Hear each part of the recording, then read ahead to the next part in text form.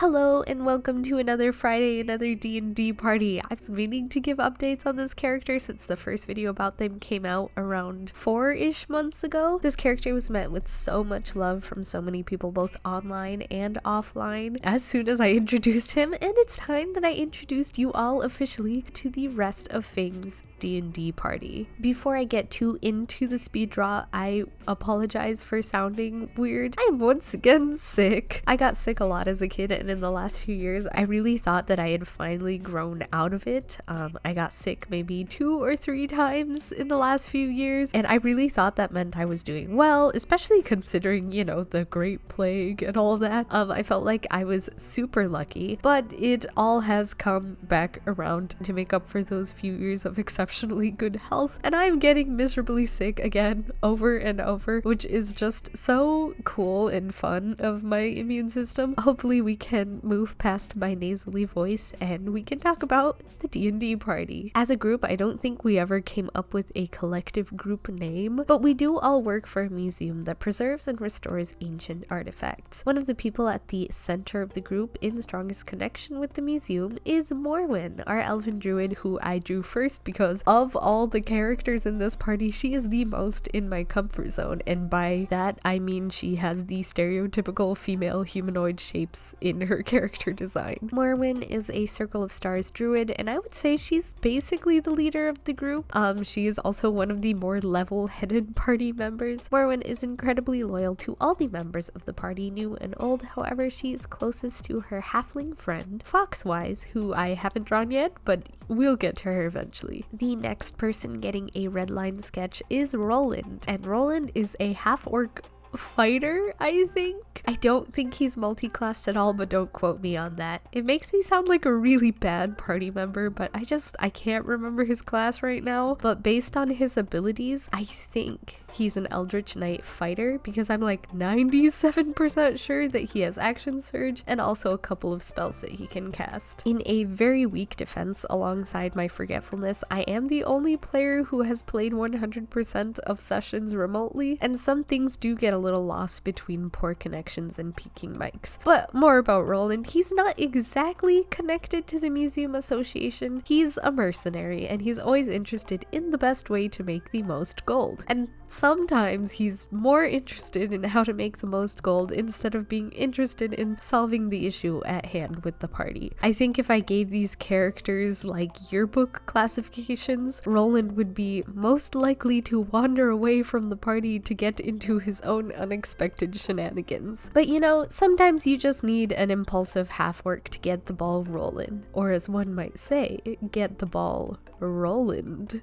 Okay, I'll see myself out. On to our next beloved character, and not to be biased, but I've never had a PC mesh so well with my own PC with no like work beforehand connecting backgrounds, and I guess I'm not really sure why they mesh so well. I think it's because of the similarly noble intentions and wholesome motivations that both Fing and Pebbles share. But Pebbles is our Lexodon barbarian. She is the sweetest, gentlest of giants, and by giant I really do mean giant. Not only is she a Lexodon, which are typically 7 to 8 feet tall, she's also a Path of the Giant barbarian, which means she only gets bigger from here. Pebbles is ever optimistic even after having lost all of her memories, and via a magic bag of infinite chickens that Morwen got from, actually I don't remember where the magic bag of infinite chickens came from, but Pebbles pulled out of that bag one of her closest friends, a black and white speckled chicken that she has named Pepper. Also, Roland, who is always full of jokes, likes to pull up to the front line with Pebbles, and he calls themselves Rock and Roland, which it's always a fun little thing to hear in battle. And the last new character that I bring to you today is the halfling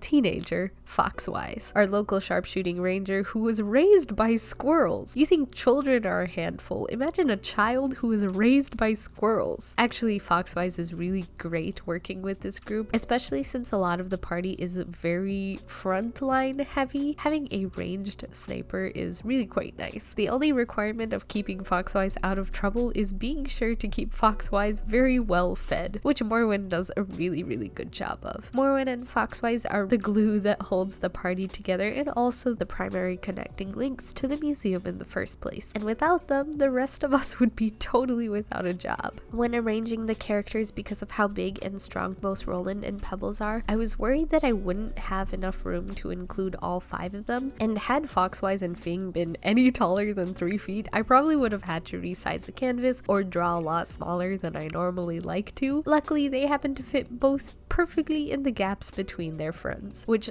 feels like has a cozy, comfy, special meaning, but I literally have no brain cells to spare to come up with a suitable analogy at this time. I went back and forth on the colors a lot for literally every character besides Morwen. I mean, I love an unconventional druid palette as much as the next person, but green is my favorite color. I think it just looks really nice and earthy on her. I was already a good ways into the drawing when I found out that Morwen was a Circle of Stars druid, which again makes me sound like I'm a super inattentive player, but she only just used her starry form ability for the first time in front of Fing in like our last session. Had I known that she was a Circle of Stars druid, I might have put more nods to constellations or the night sky colors in her palette. All that being said, I do straight up really like how she ended up anyways. Classic druid colors and all. I did put in a couple of purple nods literally just because Morwen's player is my older sister and purple is my older sister's favorite color, so you know, I had to stick in that personal touch. I finally settle on this very colorful palette for the characters. I know it's probably better art theory to have a little bit of coordinating color and outfits in a composition, but the first excuse that I have is that this is the first art piece I've made this June. I had to put a rainbow in somewhere, but the actual excuse that I have is that these characters may have happened to align in goals and missions, but they're very different from each other with very different backgrounds. Pebbles the Loxodon woke up alone in a strange town with no indication of where she came from or who she is, and she's just been taking odd jobs and struggling to get by to have a roof over her head at night. Foxwise lost both of her parents when she was very young and was cared for by squirrels until Morwen came along. Morwen has been strongly connected working for the museum for as long as I think anyone in the party can remember. Roland is a traveling mercenary who has just recently found his long-lost family and now is earning money to make sure that they live their restored lives comfortably. And Fing is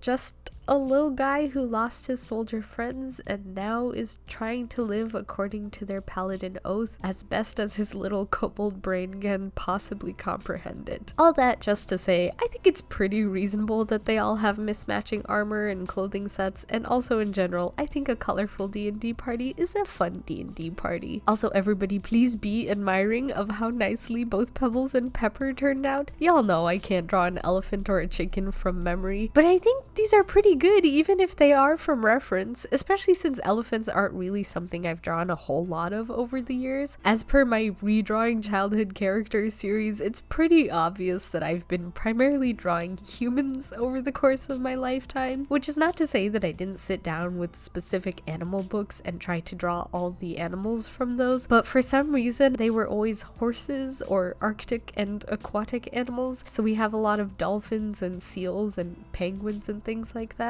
So I was a little bit stressed at the proposition of having to draw an elephant character, but I think she turned out really nicely. So let me take a little moment to talk about Fing and what things he has been up to since joining this D&D party. Fing has the anthropologist background, and I just thought it might be fun for him to run around trying to learn a bunch of different languages and cultures and to really enjoy traveling from place to place. So Fing has traveled with the party to a city called Middenmark, where he has been slowly learning the Dwarvish language. Also, our DM really loves unique magic items, so we have a bunch of super cool just like knickknacks ranging from incredibly useful to like we have no idea what this does. I have a little chess piece that neighs from time to time. I'm not sure what it does. I don't have a super high arcana skill, so none of my rolls have really helped me figure out what it is. Morwen has her bag of chickens. She also has a bag of exchanging that you can put something in and something else fun and funky fresh comes out. And that bag is where Fing's brand new sword came from. I do genuinely think that Fing's sword was supposed to be cursed. It did try to burn me when I picked it up, but my constitution saves were just so high that I was able to hold the fire sword. And I'm super fond of using the sword in battle. The sword just likes to taste things, apparently. So I've been using it to start campfires and cook dinners with. I've called him Calcifer, which, you know, I don't know if a sword really counts as a party pet, but it talks, and this is the second time I've been in a party with a pet named Calcifer. But I really couldn't think of a more suitable name because the sword is clearly incredibly powerful, but in the hands of just the most wholesome banana yellow kobold, it is used to make s'mores and boil soups. I mean, don't get me wrong, I have been doing damage with Calcifer, but I like to think that Fing's kind intentions have turned a horrible cursed weapon into a wonderfully useful member of the party. But in terms of the party, we